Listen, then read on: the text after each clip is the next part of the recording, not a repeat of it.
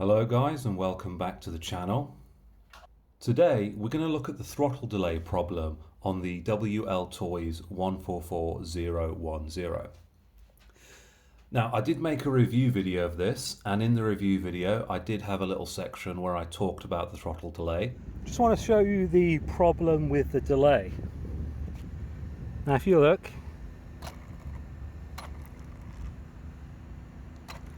there's some definite delay there. And I did show you how to solve it. But that's like a 30-second clip buried in an 8-minute video. So if you don't want to go searching through that, it's also my first video, so it's not very good.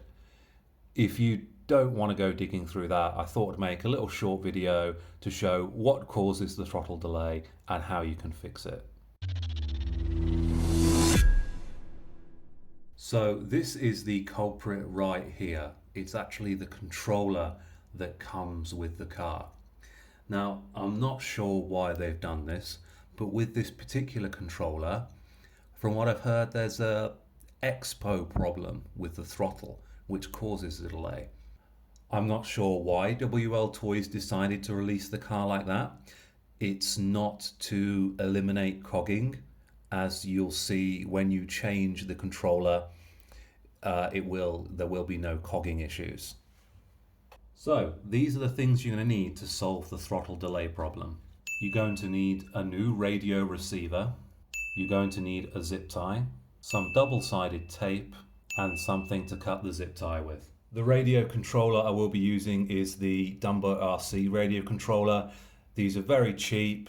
They have a lot of range, and you've not got model memory, but you have got unlimited receivers that you can pair with it. If you would like to know where you can get this, I will put a link down in the description where you can buy it. And I have modified mine to add this 1/10 scale wheel as the steering wheel, as the original one is a little bit plasticky.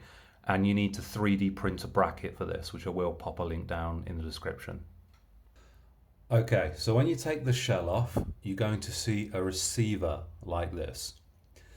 Now this is not the original receiver. I'm not really sure what happened to that. I think I chucked it somewhere. But anyway, I've put this in as a stand-in. This is a little basic receiver, and yours should look similar. Now I want you to look at these wires here that are plugged into the receiver, and I want you to take note of what channel they're plugged into and which way round they're plugged into.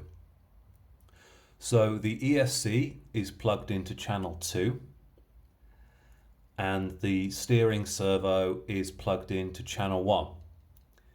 And I will flash a quick picture up on the screen so you can see now if you don't want to make a note of it. So we're going to take our new receiver. I'm going to unplug these, making sure we get the channel and the polarity correct.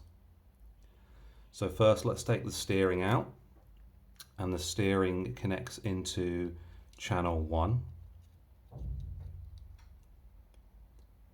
And then let's take the ESC out, and the ESC connects into channel 2.